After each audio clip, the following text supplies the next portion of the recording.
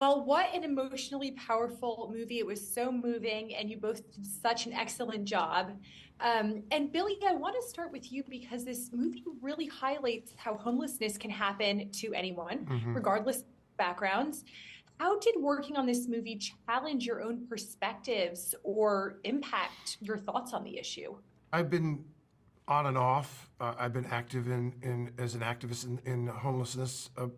When I became a father, I sort of went on, took a break for quite a few years, about 15 years, and this film is what sort of re-engaged me, and that was beautiful. And you know, I think some of my takeaways are that homelessness is really a mental health crisis that the country is experiencing right now. It's been exacerbated by COVID and fentanyl. Something has to be done about that. And it's, I think another misconception is, you know, the film clearly depicts how a veteran can become homeless, someone who ages out of foster care can become homeless, someone who is having a mental health crisis becomes homeless.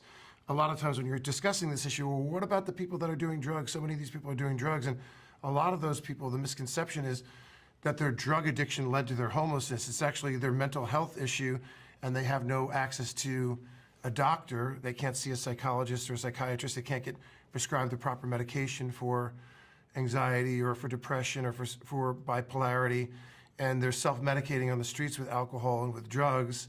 So a big aspect of the addiction component of homelessness is also a part of the mental health crisis. Well, we see Lauren at the beginning, she struggles with kind of faith in God's goodness. Like, how could you let this happen to me if you're a good God? But we also see how faith can be a source of strength for people. Ashanti, I want to ask you, have there been times in your life where faith or spirituality has sustained you in hard times or in struggle? Oh, absolutely. Absolutely.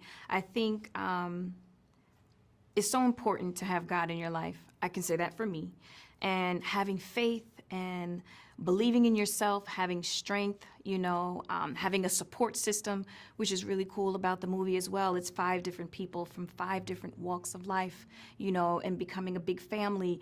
That's a sense of strength and support, that I think people need, and that's so important to kind of survive in these circumstances. So absolutely, faith has played a major role in a lot of my personal and career and all over. How do you think the church can come alongside the homeless community and really support them, especially amid this mental health crisis that we're seeing? I would say, again, just helping maybe to restore that faith, opening the doors and letting them know it's going to be okay, helping, donating, having a place for people to come and just talk about their problems. As Billy said, it's a mental thing. Sometimes you need someone to talk to and just pour your heart out, so those are some of the things that I think can help. Yeah, Yeah, I think definitely. I think that with the way people are talking in the media today about government and government services and cutting back and throwing it back to the states, and the states not having the resources to do it, it's going to rely heavily on a partnership between corporate America, nonprofit organizations, and the faith community to work to pick up the slack and to be leaders alongside with state and federal government. But the faith community is going to be a major player on this moving forward if we want to be successful at addressing this issue, which is no reason why we can't. We are one of the most influential and powerful and wealthy countries in the history of man. So there's no way that we can't come up with innovative, cutting-edge ways to address this, and not completely eradicate it 100%. But if you were to eliminate 20, 30% in 5 years, and then 50, 60, 70% over the next 15 years, I mean, that would be huge, huge. We're talking about millions of people. It's a biblical mandate, right, to care for the least of these, to care for the poor and needy. Well, we have this thing called the Big Five. We have the movie, we have the documentary, we have the soundtrack, and we have the movie guide. And what's the fifth? The book. Yeah.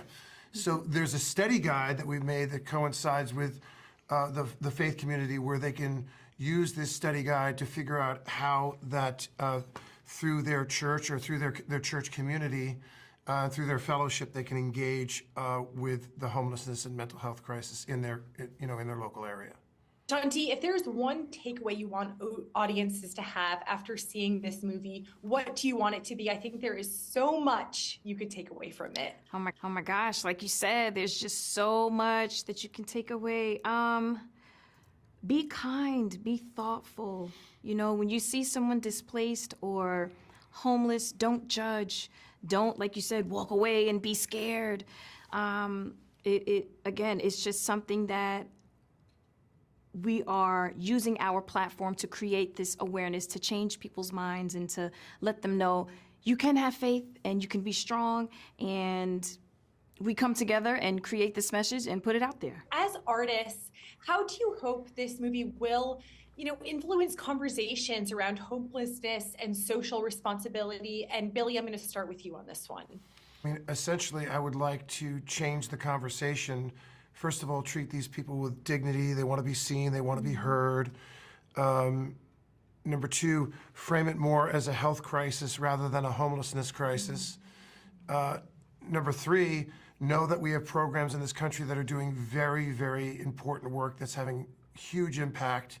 The Gathering Inn up in Northern California outside of Sacramento has one of their programs has a success rate of over 70%. So we need to replicate this and scale this across the country.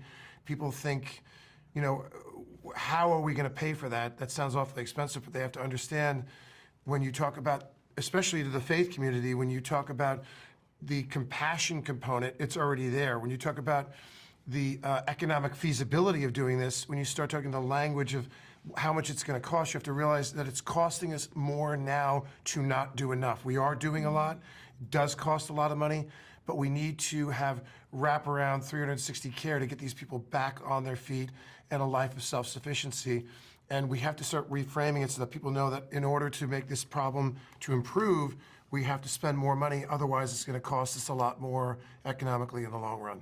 Thanks for watching. If you enjoyed this video, please like and subscribe for more Christ-centered journalism.